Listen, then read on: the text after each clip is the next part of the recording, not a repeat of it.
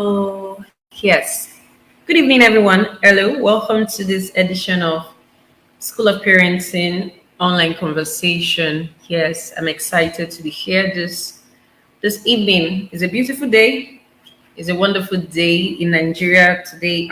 It's a public holiday, so I believe that every Nigerian watching had some time to rest. We actually had a transition in government today, and we pray for the best for Nigeria. We hope that our country will become better and greater, even with the transition in government. So, quickly, we're going to move over to our topic for today. I believe we're going to be having an exciting time. We're going to be educating ourselves.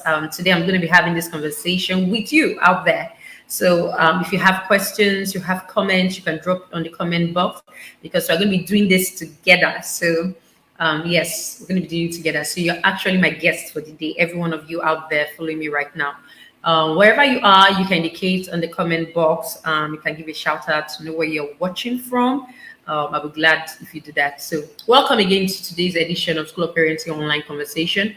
We're actually going to be talking about your child's emotional bank account.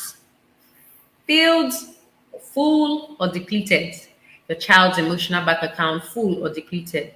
Now, when it comes to emotional bank account, it's actually a concept in the context of parent-child relationship that has to do with the accumulation of trust, the accumulation of emotional connection, the accumulation of positive interaction between a parent and a child. So it has to do with a lot of positive interaction. And suffice it to say, most of us only know about our bank accounts. Yes, where you keep your money, you go there and you make withdrawals. But when it comes to the emotional bank account of our children, of individuals, you can actually deposit and you can make withdrawals. So it's a two-way thing. Either you're depositing or you're withdrawing from that emotional bank account. And it's very important that we put into perspective our children emotional bank account because it goes a long way to bring about connection. It goes a long way to affect the kind of individuals they turn out to be.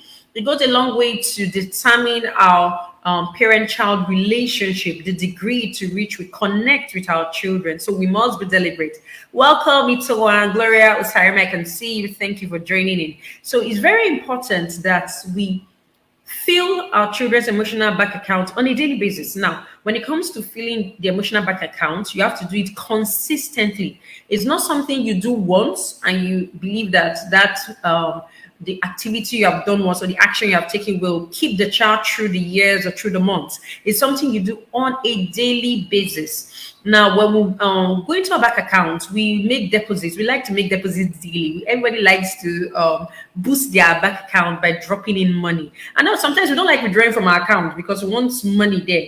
So you can liken up with your child. You must learn to deposit into their bank account on a daily basis. So it's something that has to be progressive. It's something that has to be done consistently.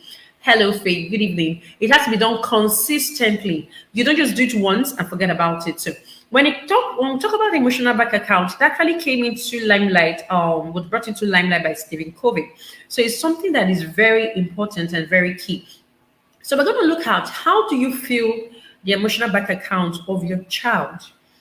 One of the ways you can do that is to show love and affection. Yes. If you want to put something positively into the account of your child emotionally, you need to learn to show love and affection.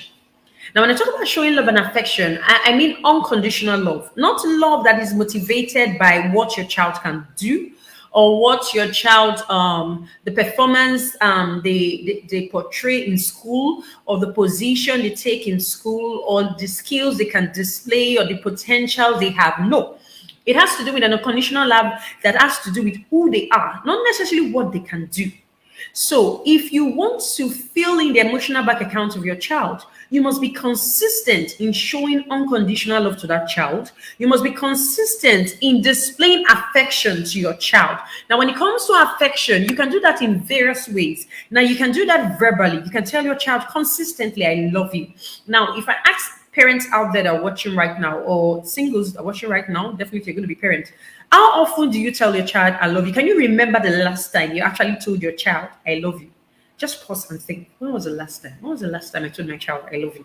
That is something that should be done consistently. You know, when we're growing up, I don't think I can remember my dad or my mom telling me I love you. I think for us, it's something that looks like seriously, but for our children, it should be something that is normal to them. So when you tell them I love you, it's normal. So if you one of the ways to show affection is to verbally tell your child you love your child. You are feeling that child's thank. The child is you are feeling the child with an understanding that I am your mother, I am your father, I love you. So we must verbally confirm or affirm our love for our children. Other ways you can do that is by hugging them. I always emphasize on this.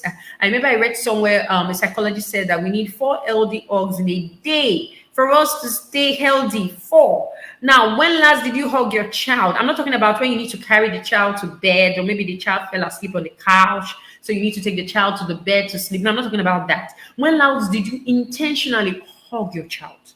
When last? It is very important we do these things. When last did you give your child a kiss on the cheek? These are ways to show love to your children. These are ways to show or display affection. And it is very key in building their emotional bank account. Now, another way you can do that is to spend quality time with your child.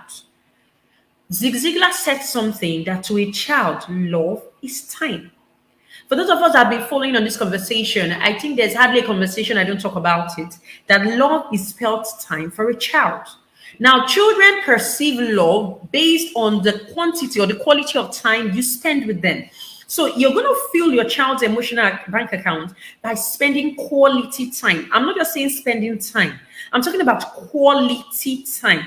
Now, what is the judge of quality? When you give undivided attention to your child, most times it may not be in hours, it may just be in a few, maybe 1 hour, but your focus is on the child. Now, what do you tell your child when you give your child quality time? You tell the child that you are important to me. I love you. I love spending time with you.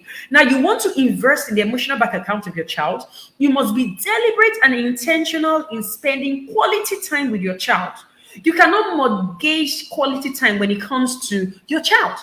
And most of the times, I know as parents, we are busy. We have a lot of things on our plate. We have things that we need to accomplish. We have deadlines, appointments. But it's important that we learn to prioritize. Now, find a way to prioritize and put into your priorities spending time with your child. Find a way, because the truth is that you need to create positive memories for your children.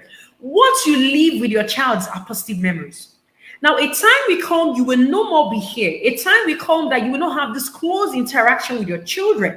They will not be in your home, in your house anymore.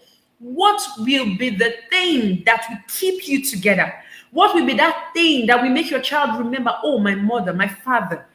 Good memories. And how do you build memories? Spending time. We need to invest time in creating positive memories with our children. It is very important. Prioritize spending time with your child.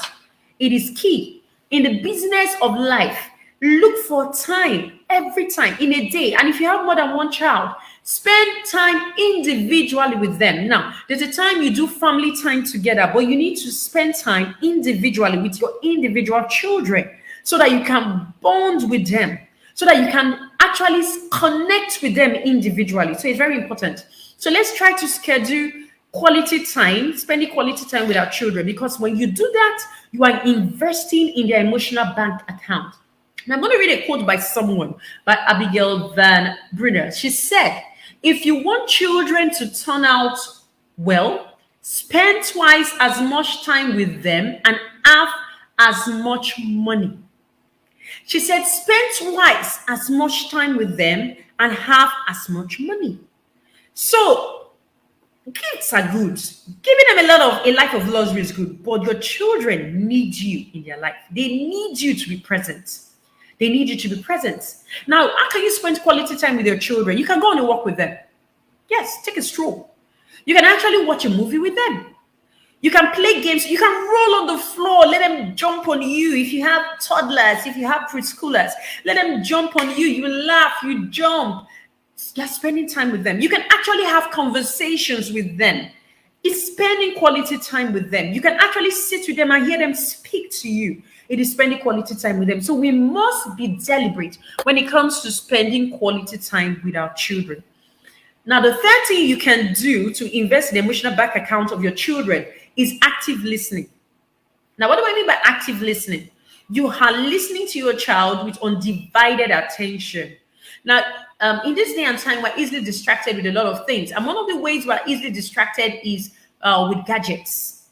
Well, either on our phones, on our tabs, or our laptops. We are busy working or checking what is happening on social media, and we get carried away. And sometimes, I don't know if you have been in that situation that your child comes and like, mommy or daddy, I need this thing, and you're not hearing. And the child's like, mommy, and I'm talking to you like, because it looks like, and sometimes you say, I am listening to you, and actually you can't even hear what the child is saying. You can't really pick exactly what the child is saying because your focus is somewhere else. So you can invest in the emotional account of your child by actively listening to your child. You're not doing somewhere. You look at the child. When the child is talking to you, make eye contact with your child and teach them to make eye contact with you when they're talking to you. So you give them undivided attention. And whatever they are saying to you, it comes into you hear. You understand what they are saying to you, and so you can communicate better with them. You have to learn to be what's the word now? You have to learn to show empathy. Put yourself in the shoes of your child. Let me give you a scenario. For example, your child comes home and tells you, Mom, I felt, or Dad, today in school, I felt so embarrassed. I was asked a question and I did not even know the answer to the question. And I felt embarrassed. And you look at the child like, because of that, how can you not even know the answer to the question? Why? All the school fees I'm paying? No. We have to learn to put ourselves in the shoes of our children. You have to be empathic. Feel the pain of the child. It is part of showing that you're actually listening to the child. Listening has to do with more than being able to decipher what the child is saying, but you can decipher the emotion behind what the child is saying. That's one thing that active listening does. You're not just listening to the words, but you're going beyond the words to decipher the emotions with which the child is using to speak to you. So you want to invest in the emotional bank account of your child. You must learn to listen actively. Another thing you can do is to support and encourage your child. I always say, be the cheerleader of your child. You are your child's greatest cheerleader. Support your child. Be there to encourage them. Encourage them when they do things. Praise them for efforts. Praise them for accomplishments. Praise them for their achievements. Now, you don't wait for your child to get what do I say now, become a star before you celebrate your child. Every opportunity you have, celebrate your child. In public, do not wait for people to celebrate your child. Celebrate your child. You know, the way you carry your child is the way people will carry your child outside. If people find out that you're so proud of your child, people tend to treat your child differently. So we must learn to support and encourage our children. If they have interests or hobbies, learn to support them. I know sometimes as parents, we do not really take interest to what our children like. Maybe the interest, you feel like this is a waste of time. For example, your child likes to maybe play the piano or likes to dance ballet. And you're like, oh, well, that's a waste of time. It doesn't matter. Your child is interested in this, show support. You may be amazed that this little interest can take your child into limelight tomorrow. Or this little interest can give your child, can create platforms for your child to express themselves. And they can go to places because of this interest. We must learn to support our children, support their interests, support their hobbies. Be there to encourage them. You should be the first person that encourages your child. Now, your child makes an effort. Now, I'm not saying that when your child does something and you feel the child falls short of your expectations, that you should leave the child in that position. No, that's not what I'm saying. What I'm saying is that when your child makes an effort, compliment the child, praise the child for the effort, and tell the child you can be better. Tell the child you can do better than this. But you have motivated the child. You know what praise does? When you praise your child for effort, it's a positive reinforcement for the child to do more. As against when your child does something like, what is this you have done? Can't you see your mates doing better? You have killed the morale of that child. And the child will be demoralized, and you have killed the motivation of that child to do more. So we must learn to praise the efforts of our children sincerely and give them platforms to do more, and encourage them and make them know that there is a room of improvement. They can actually improve. We should not downgrade their efforts, but we should make them know that I see what you have done. I see the effort you have put into this, and I acknowledge it. It is very important. Then you are depositing into their emotional bank account. And you know what it does? It makes your child to be in a hurry to come and share their results with you. They're in a hurry to come and tell you, this is what I have done, mommy. This is what I'm thinking about. Mom, look at my assignment. Mom, look at the project I am working on, because they know that you will celebrate them and you share them all. So let us deposit in their lives by actually supporting and encouraging them. Another thing you can do is to be present and involved. What do I mean? You should be physically and emotionally present in the life of your child. Now, I listened to someone during our SOP workshop that we just concluded, Parenting by Design. One of our facilitators, Mrs. Anderson, said something. And she said, you must be a present parent and not a present absent parent. You can actually be present as a parent and you're actually absent. So we must be present and involved in the life of our children. When it comes to showing up for school activities, now I understand that sometimes it's not feasible. Sometimes it's difficult. But let us not be in the habit of not showing up at all. Do you know what it does to your child? When your child sees that in school activities, other people's parents show up, their friends' parents show up, and nobody shows up for the child. You're actually draining the child emotionally. You're passing a message to the child that you're not important. You're not valuable. What I am doing is more valuable than you. Now, I know that there are times that you cannot actually show up, but at that point in time, you explain to the child, okay, I would have loved to, but this is coming up. But let it not be a consistent habit. It should not be something that you do consistently, because your child will grow up with the mentality that this is who you are. My parent does not ever show up for me. So we must be involved in their day-to-day life. Be involved in their life. Be involved in their day-to-day experience. Now, I'm not saying control your child. Don't be an helicopter parent. Especially when your children are becoming older. They're becoming preteens and teenagers and young adults. You must give them room for expression. You must give them room to be able to exercise the skills that you have deposited in them, but still be involved in their lives. How can you be involved? You can be involved when you know they can communicate with you. You can be involved when you know what is happening in their relationship. Who is their friends? What are they doing now? How are they performing their academics? Be involved in the day-to-day experience of your child, because when you do that, you can actually pour consistently into their emotional bank account. Engage them in conversations. It's part of the way to be present and involved. Now, we learned during the workshop that one thing you need to do as a parent is to keep open-ended conversations. No, you almost think we're always in the habit of, for example, you pick up your child up from school, and the first thing you just say is, okay, after you exchange pleasantries, your child greets you, you greet your child and the rest. The next thing, like, how was school today? And the child says, fine. And that's that. How can you know more? You must learn to ask. Did you enjoy your class today? Did you have any problem with any subject today? Did anyone offend you? What was exciting in your day's activity today? Before you know, your child starts opening up to you. Before you know, your child sees you as a safe haven, someone they can actually confide in, someone they can actually communicate with. You know, most times as parents, our children find it difficult to communicate with us. And that is why I talk about active listening. They find it difficult to communicate with us, and they can actually communicate with people outside. So we must be present and involved in the life of our children. Don't be an absent parent. You know, your gifts cannot substitute your presence. Now, someone said something, I'm going to paraphrase, that your presence does not substitute your presence in the life of your child. It doesn't.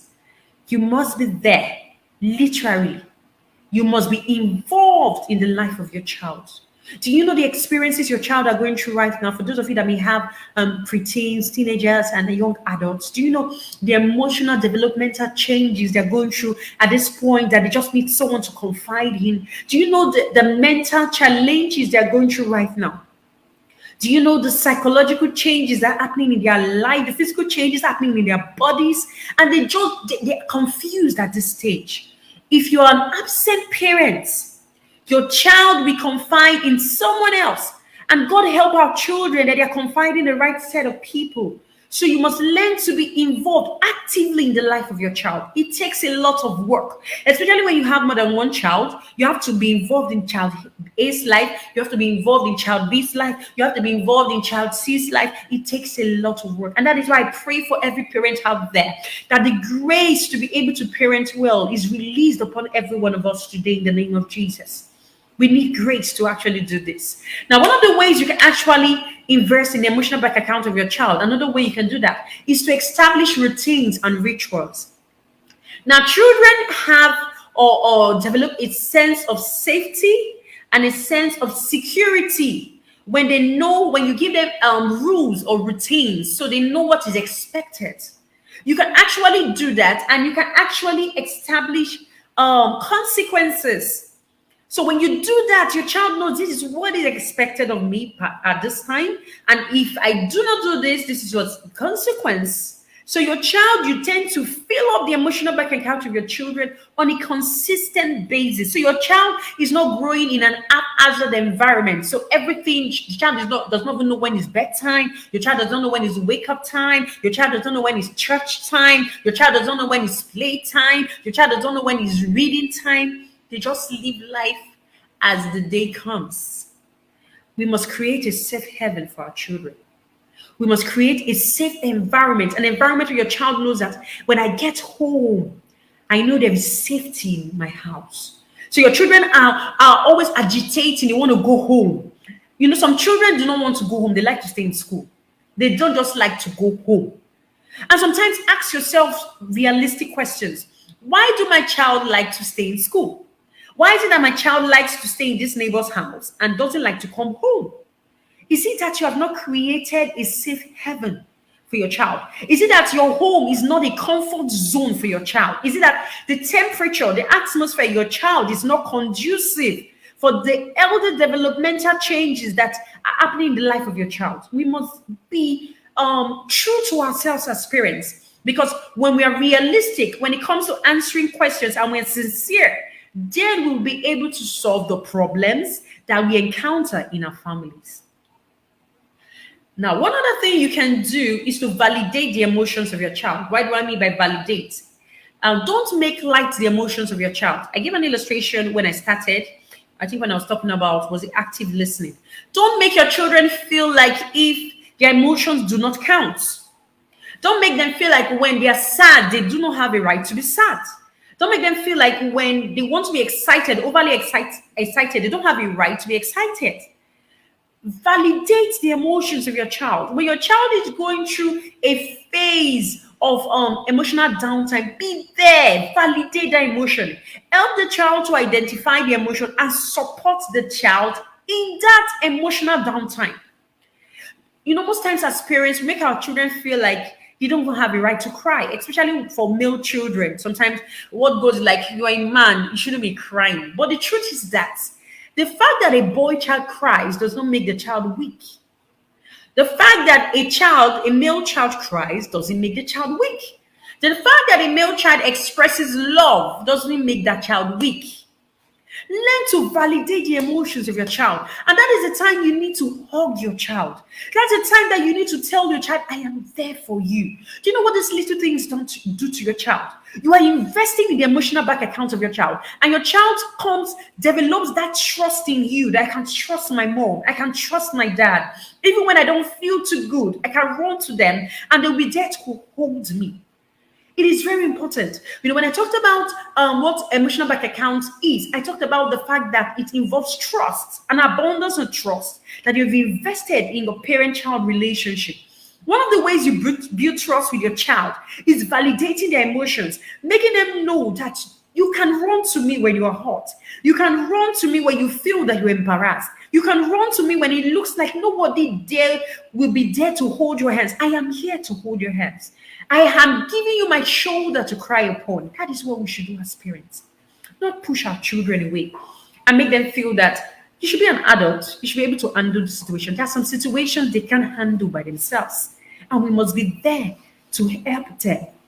To help. Sometimes your children are confused and they don't understand what they are going through, especially when they get into teenagehood. Sometimes there are changes that happens in their system. They can't understand. They don't understand why they're having mood swings. They don't understand why they feel the way they feel. And at that point, you need to help them. You need to validate their emotions. You need to show that you are there, their support system. Every child needs a support system. And as a parent, we should be the first and primary support system for your child. Learn to validate the emotions of your child. Teach them healthy way to express their emotions and to deal with their emotions. Most times I always say that as parents, we are the role model of our children. What they see us do, they do. So most of the times when we're quick to vent out anger, when we're quick to yell, when we're quick to scream and shout, they feel that that's the best way to vent out their emotions. But that is not the best way. So we must learn to model and must learn to deliberately teach them how to manage their emotions, to interpret first the emotions they are going through, how to manage it and how to express it in the right way. Very important. Now, one thing you can do also to fill the emotional bank account of your child is to apologize when you make a mistake. Yes, parents, we need to learn to apologize. There is no perfect parent, and therefore we all can make mistakes at one point in time.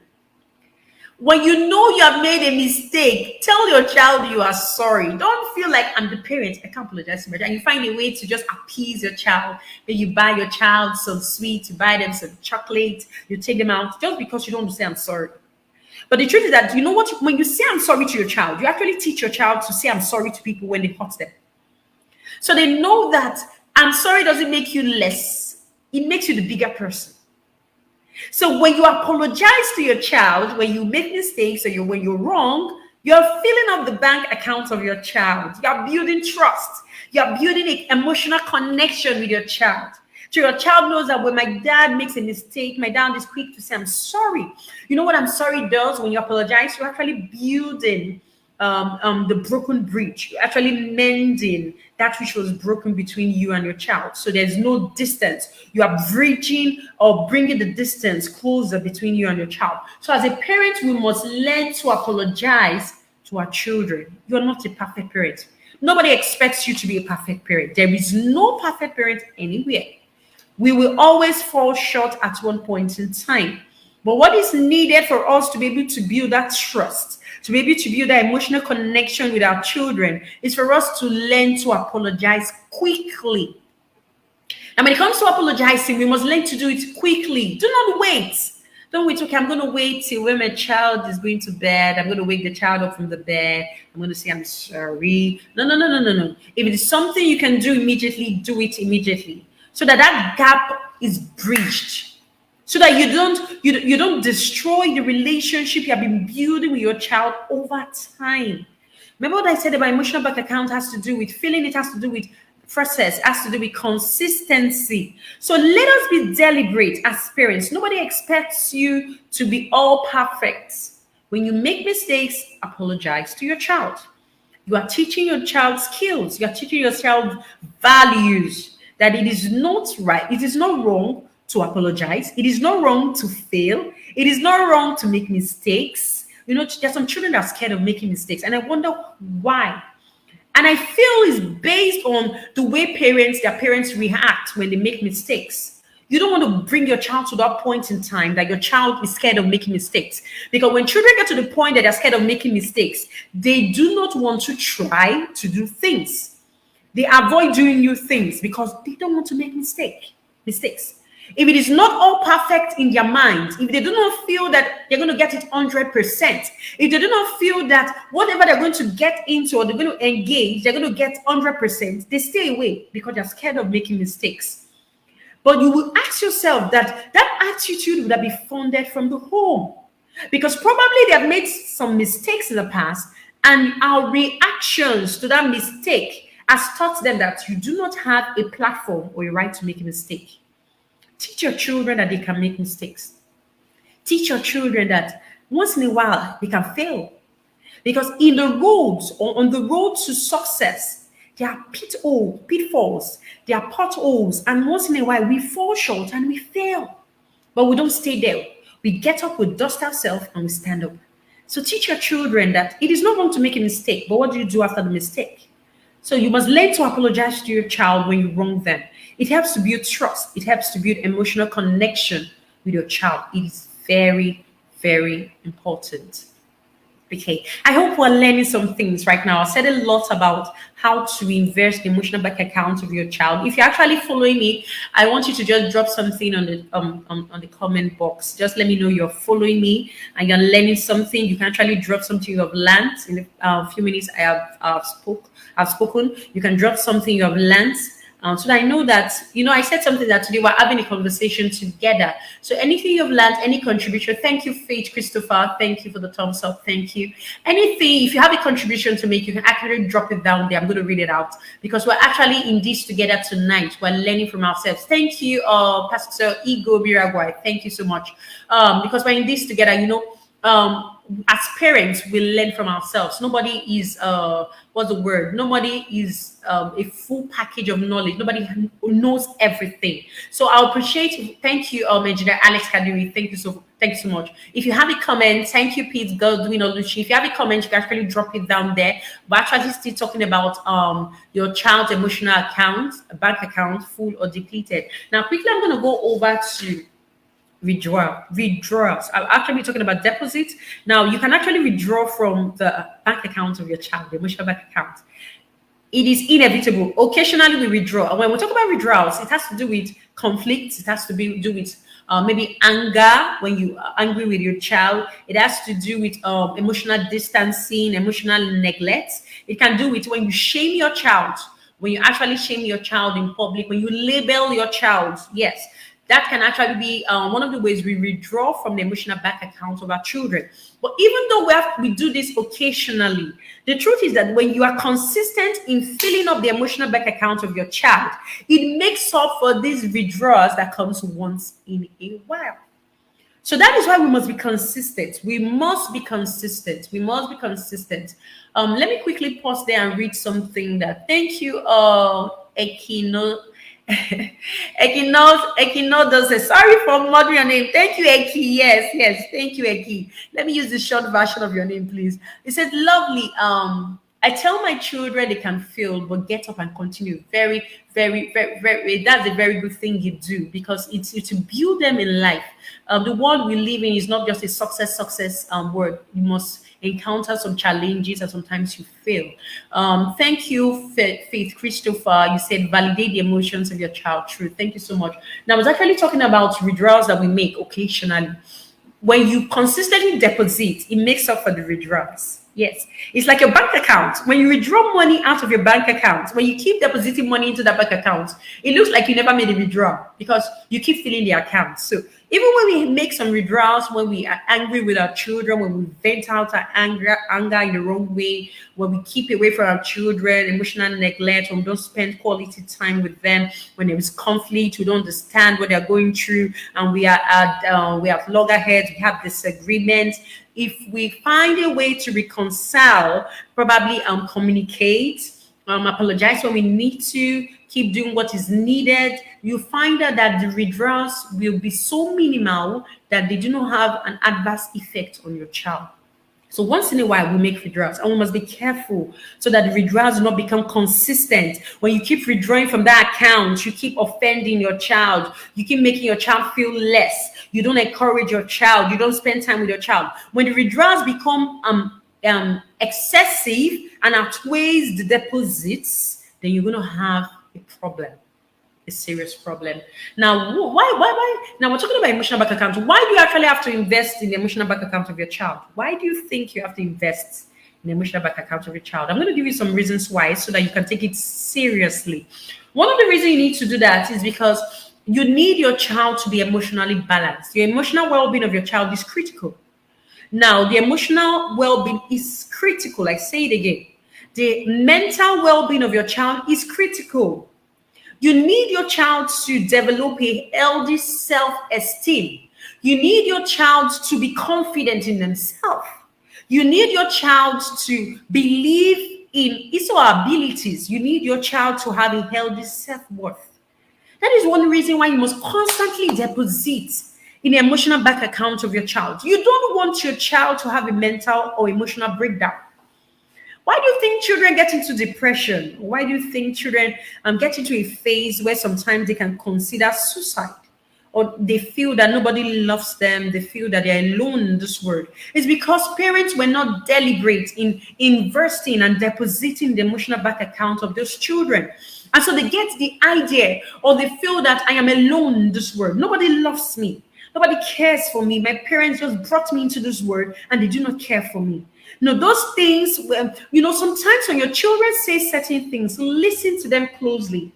For example, your child tells you, Mom, you don't love me. Please calm down and ask the child, why do you say that?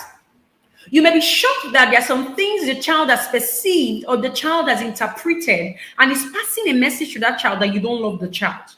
You don't want to leave that trail of thoughts because it can end up in depression. And when your child gets into depression, anything can happen to that child. Evil seeds can be planted in that child and it begins to germinate fruits. And before you know, you hear a child committing suicide and wondering why. Probably the parents were not paying attention to the little signs. Or probably they have made so much withdrawals and they had not compensated those withdrawals with enough deposits. So we must be watchful as parents. God has entrusted us with this responsibility. He has placed children in our hands, individuals, and we will all be accountable one day. So parenting is not a joke.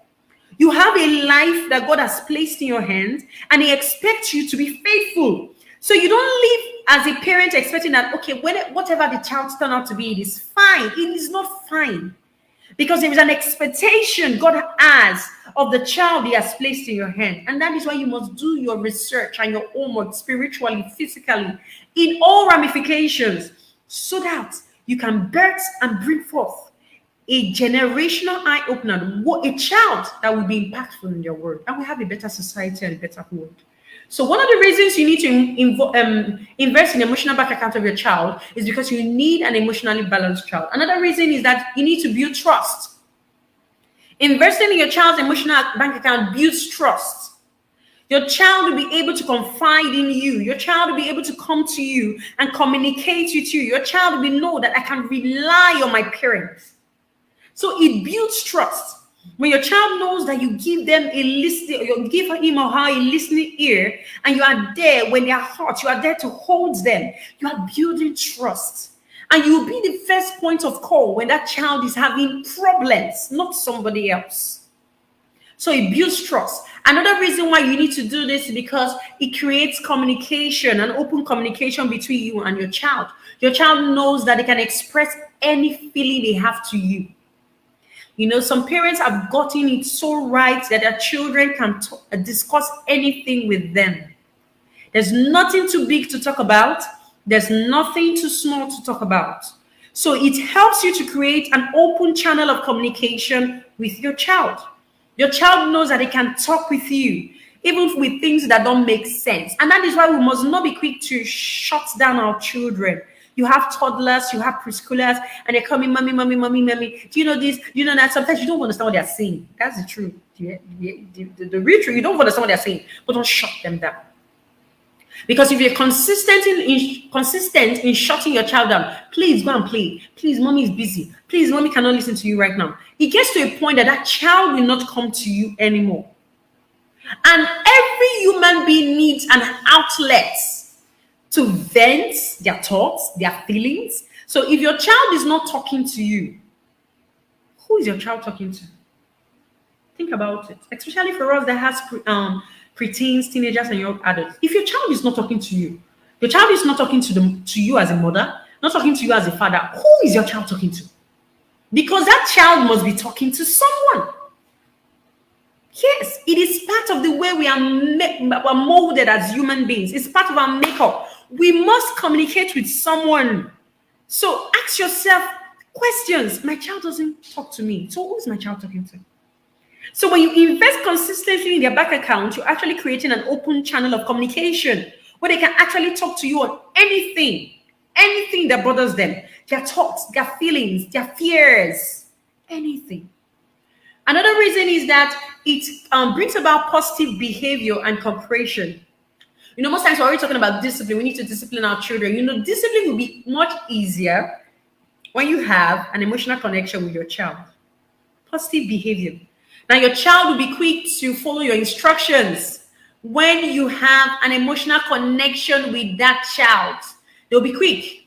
The child will be quick to obey you. The child will be quick to cooperate because you are connected to the child. Have you found that when you're connected with people, you are very quick to do their biddings? Why? There's an emotional connection. So it fosters good behavior and cooperation because your child knows that you are there to guide and support them. Another reason why you need to do this is because it creates long-lasting relationship. So the relationship is not short-term. Your children are not like, I need to become a young adult. I need to get into the IS so I can leave this house. Oh my God, I want to leave this house. When your children are in a hurry to leave your house, that house is not conducive. It's not a safe haven for them. So they're in a hurry. But when you keep on building that trust and that emotional connection and having positive interactions with your children, it creates a long-lasting relationship. So when they leave your house, you are still connected to them.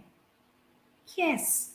In parenting, there are different phases. It gets to a point in your life and your relationship with your child that it becomes an advisory kind of role you begin to play. But the truth is that if you have not built that connection with your children, they won't come to you for advice. They will look for someone else. So it brings about long-lasting relationship between you and your child. And I believe that every parent here wants a long-lasting relationship with their child. You don't want to grow old and you find out that your children, you don't know where they are. They don't even call you. They don't communicate with you. They don't care about you. You don't want to be that parent. You don't want to be that parent. But it is what we do now that will become the future that we will live in tomorrow. So we must be deliberate. We must be deliberate. Okay, quickly, I need to run. Now, what are the signs that you can see where to show that your child's emotional bank account is depleted? What are the signs? Can anyone tell me, anyone watching right now, are there signs you think you will see in a child when the emotional bank account of that child is depleted, when the child has lost emotional connection with the parent, when the child does not have a relationship, does not bond with the parents? Any contribution? Does anyone have any sign you think you can see in a child?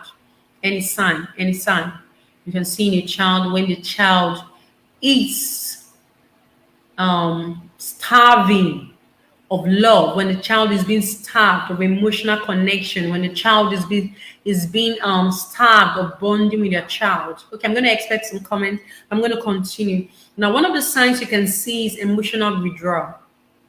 The child becomes withdrawn. The child becomes isolated. The child does not want to be involved or does not want to be part of maybe the family. The child just wants to be on his or her own on a daily basis. Then you know that you have a problem. Then you know you need to show more love to that child. You need to step up your game when it comes to filling up the child. Now you find out that the child displays a lack of enthusiasm. The child has reduced communication, doesn't communicate much anymore. You ask the child a question, the child answers you one word answer for every question. The child does not share their thoughts and feelings anymore. So the child becomes emotionally withdrawn. Okay, thank you, Pastor Ego. You said a mood swing and withdrawal from everyone in the house. That is very true. Mood swing. Okay, that's from Pastor Marachi. Thank you so much. There's mood swings and there's withdrawal. It's like she was just following my thoughts, my trail of thoughts. There's actually withdrawal from everyone in the home. When your child begins to withdraw, you must be quick to respond and step in. Like I said, it can lead to dangerous situations. So that's one sign you can know that your child's bank account is depleted. Another sign is increased resistance or defiance. Now the child begins to be a deviant. The child does not take instructions anymore. The child becomes more disobedient because the child doesn't even care what you think about the child anymore. Especially when you have preteens and teenagers, they don't care anymore because to them, you don't care about them. When your child gets to a point that it feels that you don't care about me, they don't even care about you. They don't care about your instructions.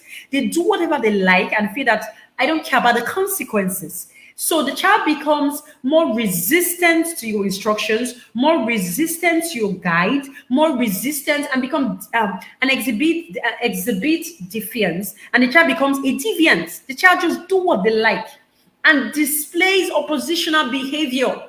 Why? It shows that that child's love tank has been depleted and needs a refilling.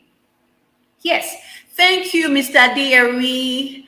Deji says, also a child starts acting out negatively so as to catch your attention. Very true.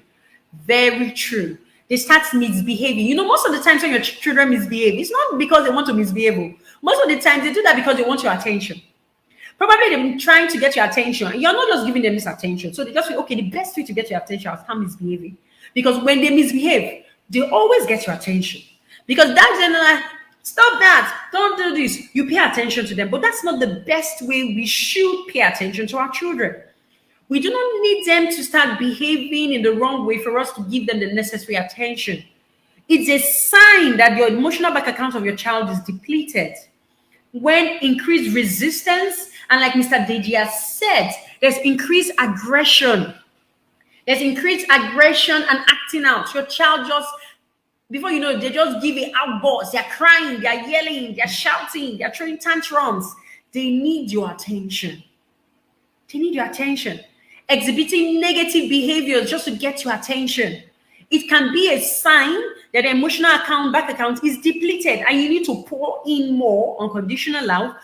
You need to pour in more quality time. You need to pour in more attentive listening. You need to pour in more connection with them. It's a sign. Thank you so much. Thank you so much, Mr. Deji. It's a very important sign. Now, another sign that your child needs a refilling is when they begin to exhibit lack of trust. The child doesn't confide in you anymore. The child does not rely on you anymore. The child doesn't even talk to you anymore. Communication is hampered. The child is not interested in being around you. So when you're asking the child questions, how was your day? Did you make new friends today? They're just saying, no. They're telling you, fine. They don't want to tell you. They don't want to open up anymore to you because you have withdrawn from their account. Now, let me say something. Sometimes our children tell us things in confidence and they expect us to keep those things to ourselves. When you become a parent that your child has told something in confidence and in public, you just spilled it out and your child is there, do you know you just broken trust? You just withdrawn from that emotional bank account. And that will affect the trust your child has for you. And once trust is broken, it takes a lot to rebuild trust. We must be careful.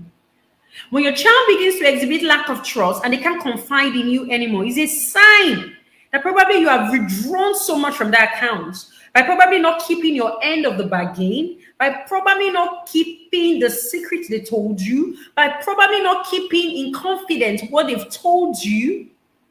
It shows that probably you have withdrawn too much and you have not replaced it. So there's a deficit in their account. We don't want to have deficit in our children's emotional bank accounts. We don't want to. And I pray that we're going to have enough grace to be able to spot out the signs so we can deal with them appropriately and promptly. Now, what other sign can you see when a child is emotionally depleted? One other sign is low self-esteem. Your child do not believe in himself or herself anymore. The child does not have a healthy self-worth. The child does not believe in his capabilities, his abilities. The child feels that he's no good. He's of no use to the world. And most of the times, because of what we have put in the mind of the child.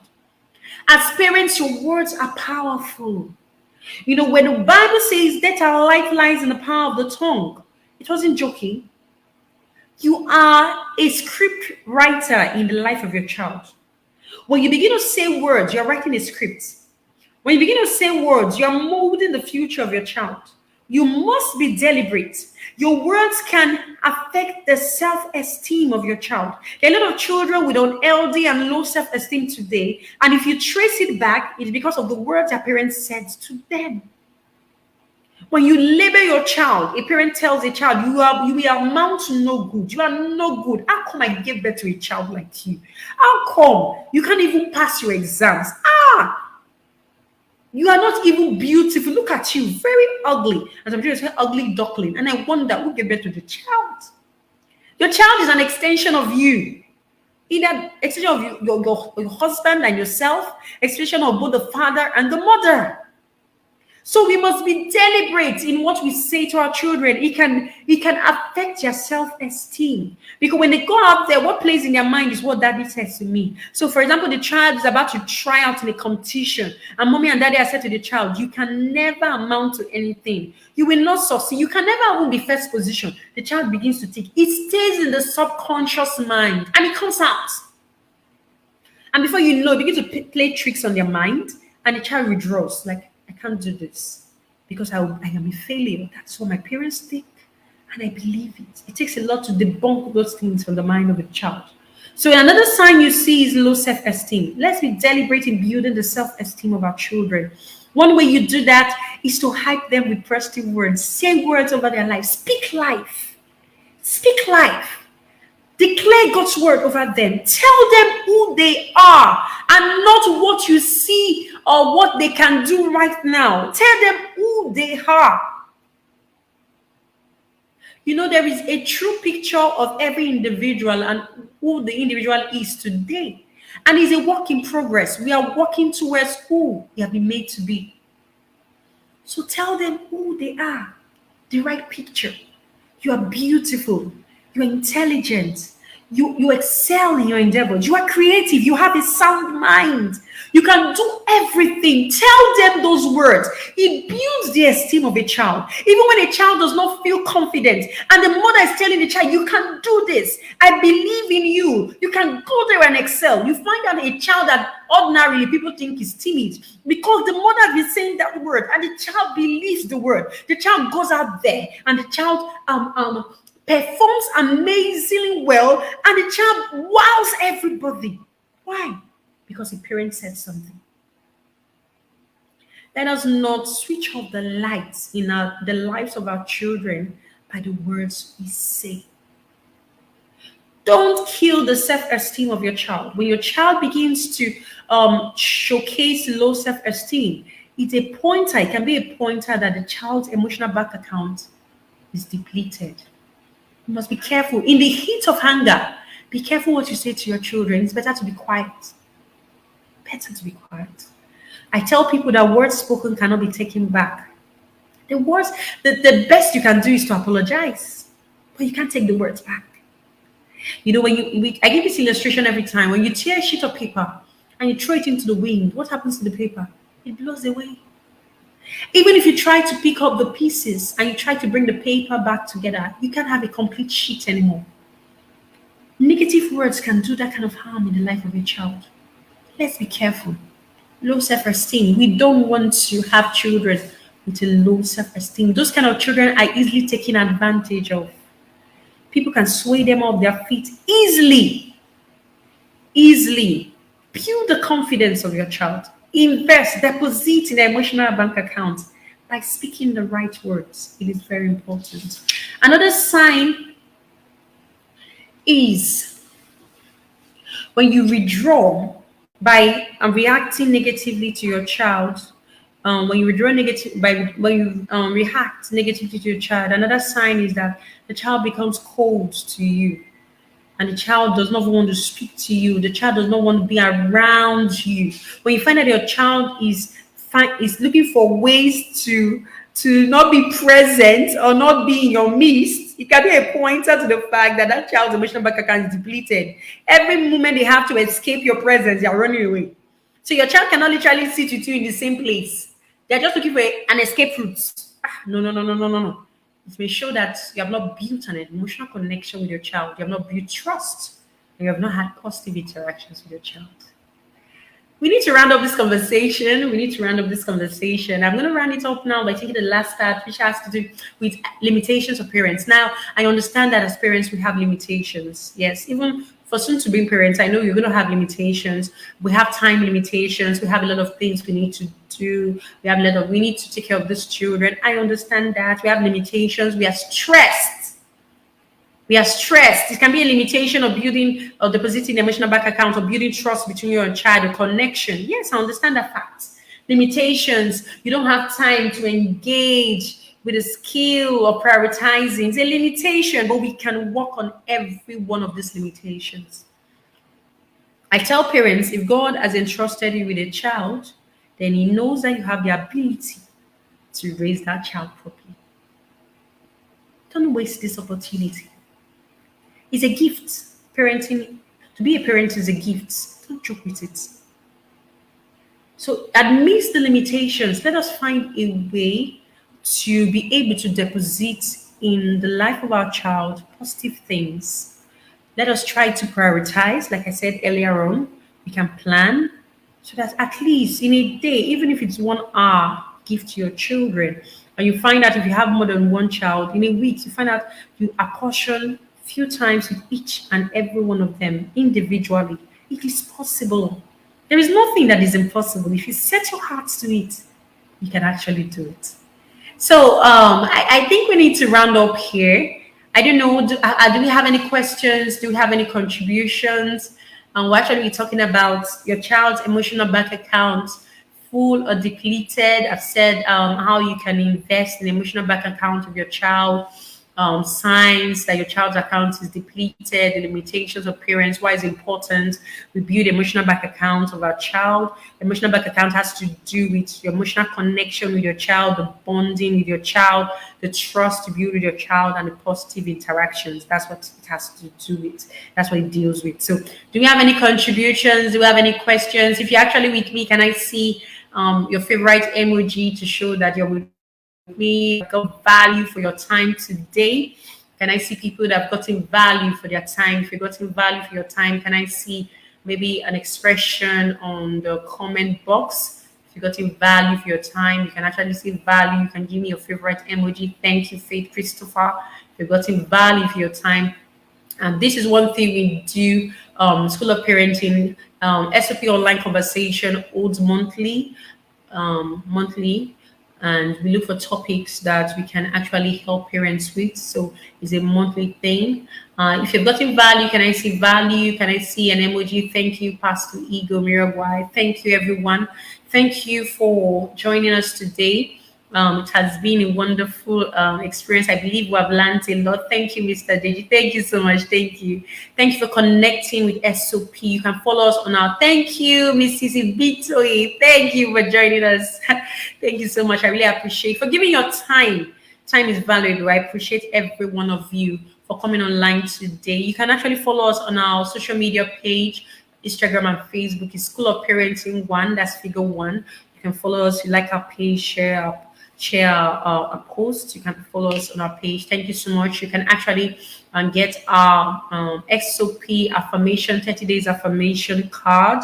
It's available. You can get it. I'm going to drop a seller link on our social media handles, so you can actually get it by just clicking on the link. You can get that. Thank you, everyone. Thank you, Ruth Ajayi. Thank you so much. Thank you, Faith Christopher. I love you back. Thank you so much, everyone. I believe indeed we have actually gotten value for our time. Like I will always say, if you feel there's a topic you want us to talk about, you can actually send me a DM so we can know about it and we can work towards it and we can have a discussion on that topic. So thank you, everyone. It has been an amazing time today on SOP online conversation. We're going to be having a conversation in June. The month is rounding up. I pray that the month of June shall be a fruitful month for every one of you. I pray that in your parenting journey, you shall find success. I pray that in your parenting journey, you shall have fruits. You can, you shall have abundance of fruits. I pray that the knowledge you have received today, you'll be able to deposit it into your children and you'll be able to see the results. Okay. I'm going to read this comment quickly from Pastor Ego Miragwai. He said, just learn that shutting your teens starts from when they are toddlers. Okay, if you can consistently give them a listening ear as toddlers, they can always do that when they're grown. That's Pastor Marachi. Thank you. That's very true. That's very true. It starts from when they are young. The habits you want to see in them, the interactions you want. You build bonding is built from when they are children, when they are toddlers. You don't wait till you're preteens. You start from now and bond with them. Thank you, Rita Jai. Thank you, everyone. God bless every one of us. We will not fail God in our parenting journey. The responsibility has entrusted in us will come out shining, will come out with testimonies. And our children will align to the will of God. And I pray that our children will come out fine as gold. And we shall be proud of them. God will be proud of them. The world will be proud of them. I pray that for you in the name of Jesus. Thank you, everyone, for joining. See you in the next SOP online conversation. Have a beautiful week and a beautiful night rest. Bye, everyone.